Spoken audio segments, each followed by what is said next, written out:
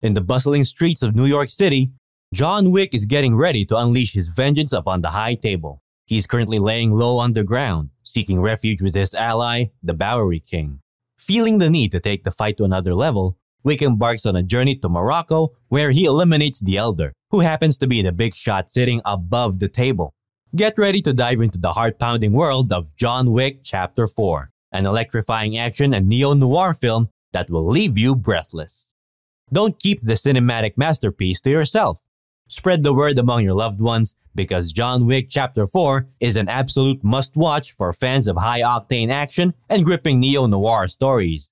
Buckle up and get ready for a thrilling ride. Grab your popcorn, find a comfy spot, and prepare to be fully immersed in the captivating world of John Wick Chapter 4. With adrenaline-fueled action, gripping moments, and a story that will linger in your mind long after the movie ends, John Wick Chapter 4 is an experience you won't want to miss. In retaliation, a High Table member named Marquis Vincent de Gramont summons Winston, the manager of the New York Continental Hotel, along with his trusty concierge, Caron. The Marquis comes forward and starts blabbering about how the High Table has handed them a bottomless pit of resources to take out John Wick. He goes on to scold poor Winston, the manager of the New York Continental Hotel, for screwing up his mission to off John in the first place. As a form of punishment, the Marquis takes away Winston's fancy title, kicks him out of the Cool Kids Club by declaring him excommunicado, obliterates the Continental Hotel to bits, and goes ahead and straight up executes poor Caron. And if that's not enough, the Marquis ropes in Kane, this old retired High Table assassin who happens to be blind, to do the dirty work of killing his old pal, John. To make matters worse, he throws in a threat to murder Kane's daughter if he doesn't comply. Talk about playing dirty. John finds a safe haven in the Osaka Continental, a joint managed by his buddy Shimazu Koji. But guess what? The Marquis' right-hand guy, Chidi, shows up with his crew of High Table assassins and the infamous Kane to snoop around the hotel. Koji's daughter, Akira, who happens to be the hotel's concierge, acts smart and gets everyone out of the joint just before the High Table decides to go all deconsecration mode on it. Chaos erupts when Koji and his crew step in to defend John, and things get real messy.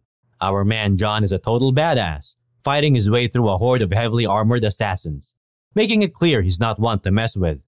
It all leads to a big face-off with Kane, but their showdown gets rudely interrupted by this bounty hunter dude named Mr. Nobody.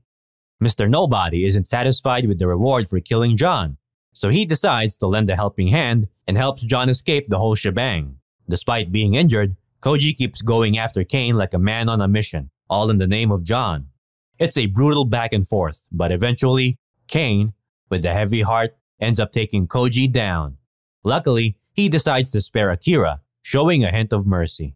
Back in good old New York, John reunites with his buddy Winston at Caron's final resting place. Winston is seething with revenge and tells John to bring back an old High Table tradition by challenging the Marquis to a straight-up duel. It's time to settle the score in a no-holds-barred showdown.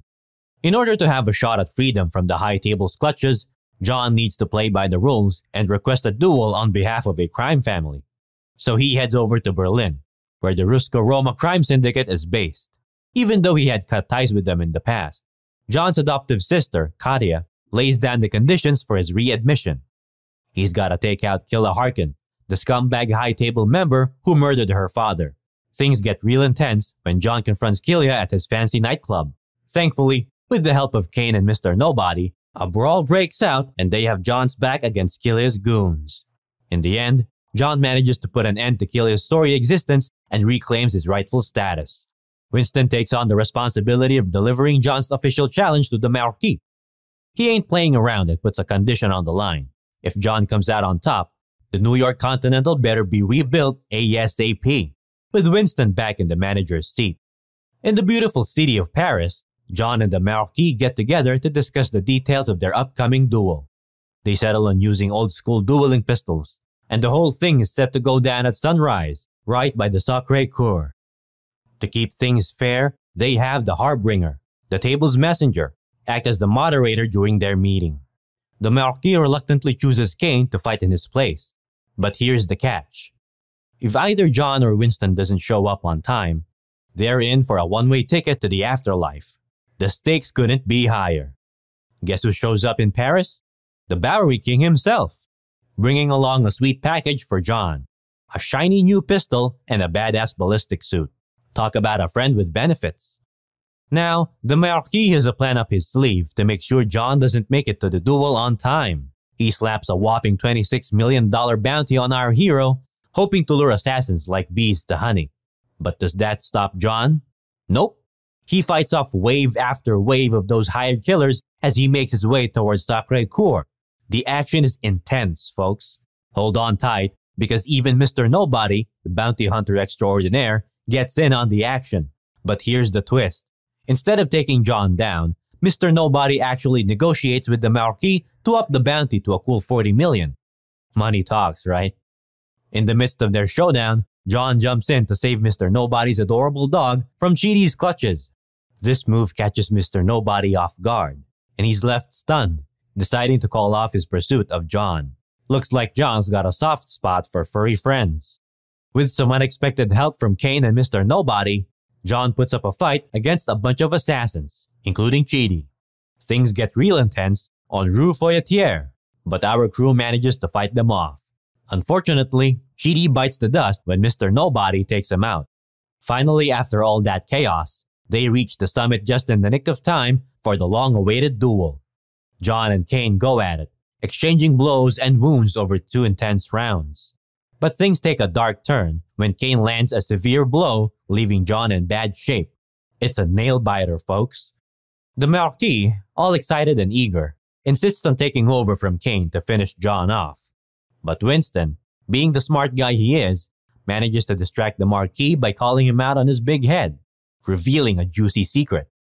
John hasn't fired his 3rd bullet just yet. In a quick and epic move, John aims and fires, ending the Marquis' reign of terror. To everyone's surprise, the Harbinger, the messenger of the High Table, decides to grant Kane and John their long-awaited freedom from the clutches of the evil organization. It's a victory, my friends! And to top it off, Winston is reinstated to his rightful position. But wait, things take a turn. John collapses on the staircase, and as he lies there, he starts reflecting on his life and his marriage. The weight of it all becomes too much, and he eventually succumbs to his injuries. It's a bittersweet ending, but John Wick sure left his mark. A while later, back in good old New York City, Winston and the Bowery King say their goodbyes to John at his tomb, which happens to be right next to his late wife Helen's resting place. It's a somber moment, but they pay their respects and bid their final farewells. But hold up, there's more. In a post-credits scene, Kane heads back to Paris to reunite with his daughter. Things seem peaceful, but suddenly, Akira, fueled by vengeance, shows up waving a knife around. Talk about an unexpected twist. We hope you were absolutely blown away by the adrenaline-fueled world of John Wick Chapter 4.